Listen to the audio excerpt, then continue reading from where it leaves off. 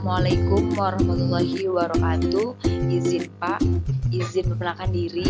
Nama Aruni Remaja, Alia Layani Rohmah, Notar 220032. Di sini saya akan mempresentasikan hasil kerja saya mengenai materi macam-macam sambungan.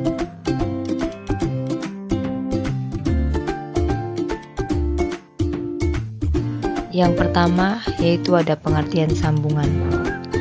Sambungan adalah istilah yang digunakan untuk menggambarkan cara menghubungkan dua atau lebih elemen mesin atau konstruksi. Sambungan pada elemen mesin merupakan salah satu hal yang penting dalam sebuah konstruksi mesin yang terdiri dari berbagai macam komponen yang kompleks yang disatukan dengan media sambungan. Ukuran dan dimensi dari komponen sambungan lebih kecil daripada elemen atau komponen mesin yang disambung, sehingga menyebabkan beban lebih terkonsentrasi pada sambungan tersebut.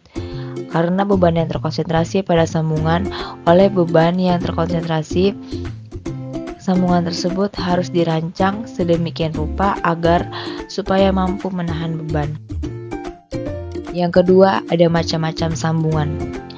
Sambungan terbagi menjadi dua jenis. Yang pertama ada sambungan tetap atau permanent joint. Sambungan tetap merupakan salah satu jenis sambungan yang bersifat permanen dan tetap sehingga tidak dapat dibongkar pasang kecuali dengan cara merusak sambungan tersebut. Contoh dari pengaplikasian sambungan tetap yaitu ada sambungan las dan sambungan paku keling. Contohnya yang ada di samping. Yang pertama ini adalah sambungan las. Dan yang kedua ada sambungan keling. Selanjutnya yaitu ada sambungan tidak tetap atau semi permanent joint. Sambungan tidak tetap merupakan salah satu jenis sambungan yang bersifat sementara dan temporer untuk kebutuhan komponen tertentu, sehingga sambungan tersebut dapat dibongkar pasang dengan catatan kondisi sambungan masih baik, tidak rusak ataupun berkarat. Contoh dari pengaplikasian sambungan tidak tetap yaitu sambungan pasak dan sambungan ulir atau mur baut. Contohnya seperti yang ada di samping. Yang selanjutnya yaitu ada sambungan las. Sambungan las adalah sebuah sambungan permanen dengan peleburan sisi dua bagian yang disambung bersamaan atau tanpa tekanan dan bahan pengisi. Selanjutnya, untuk peleburan bahan membutuhkan panas untuk memperoleh pembakaran gas, untuk pengelasan gas atau bunga api, listrik untuk las listrik. Selanjutnya ada macam-macam jenis pengelasan. Yang pertama adalah las busur. Las busur adalah suatu teknik pengelasan yang bertujuan untuk menyambungkan dua buah jenis logam dengan tegangan listrik tinggi sehingga logam pengisi dapat mencari di antara dua jenis logam akan disambung karena panas yang dihasilkan.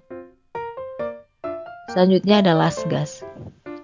Pada metode dengan las otogen, kedua bagian yang akan disambungkan dipasangkan sampai mendekati titik leburnya menggunakan api yang berasal dari campuran gas asetilin dan gas asam.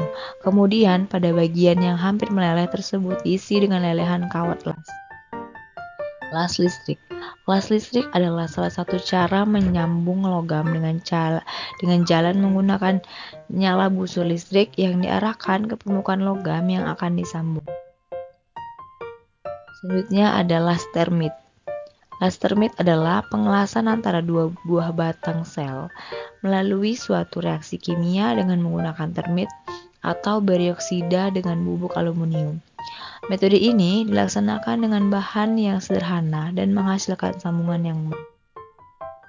Selanjutnya ada las sinar elektron. Las sinar elektron adalah proses pengelasan fusi di mana sinar elektron berkecepatan tinggi diterapkan pada dua buah yang akan disambung. Benda kerja, meleleh dan mengalir bersama saat energi kinetik elektron diubah menjadi panas saat tumbuh. Selanjutnya yaitu ada las busur plasma. Las busur plasma adalah proses pengeluaran busur yang mirip dengan pengelasan busur tungsten gas.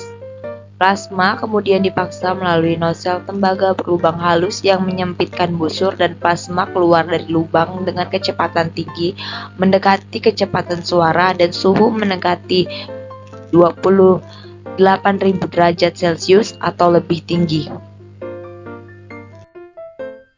Selanjutnya ada sambungan keling. Sambungan keling adalah sambungan yang berfungsi untuk mengikatkan atau menyatukan bagian suatu benda dengan benda yang lain menggunakan alat sambung berupa paku keling. Karakteristik utama dari sambungan ini adalah permanen tetap dan sulit dibongkar. Hal ini dikarenakan bagian ujung paku keling memiliki ukuran yang lebih besar daripada bagian batangnya. Itulah kenapa sambungan ini banyak diaplikasikan pada bangunan-bangunan yang bergetar atau bergerak. Sementara itu, paku keling yang menjadi alat sambung utama pada sambungan ini merupakan paku yang terbuat dari logam. Bentuk paku ini terdiri dari atas bagian kepala dan bagian batang. Paku ini biasanya dipakai untuk mengikat penyambungan dari beberapa pelat besi melalui proses pengelingan. Selanjutnya ada sambungan ulir. Sambungan ulir adalah sambungan yang menggunakan konstruksi ulir untuk mengikat dua atau lebih komponen mesin. Sambungan ini termasuk ke dalam golongan sambungan tidak tetap. Tergolong tidak tetap karena pada sambungan ini menggunakan baut dan mur, sehingga mudah untuk membuka sambungan tersebut. Sambungan ulir terdiri dua bagian, yaitu menggunakan baut atau biasa disebut dengan bolt dan mur atau biasa disebut dengan nut. Sambungan ulir memiliki fungsi dua teknis utama, yaitu pada 3/4 bagian digunakan untuk bagian mesin yang membutuhkan sambungan dan pelepasan tanpa merusak bagian mesin. Sekian presentasi dari saya. Kurang lebihnya mohon maaf. Sekian dan terima kasih. Wassalamualaikum warahmatullahi wabarakatuh.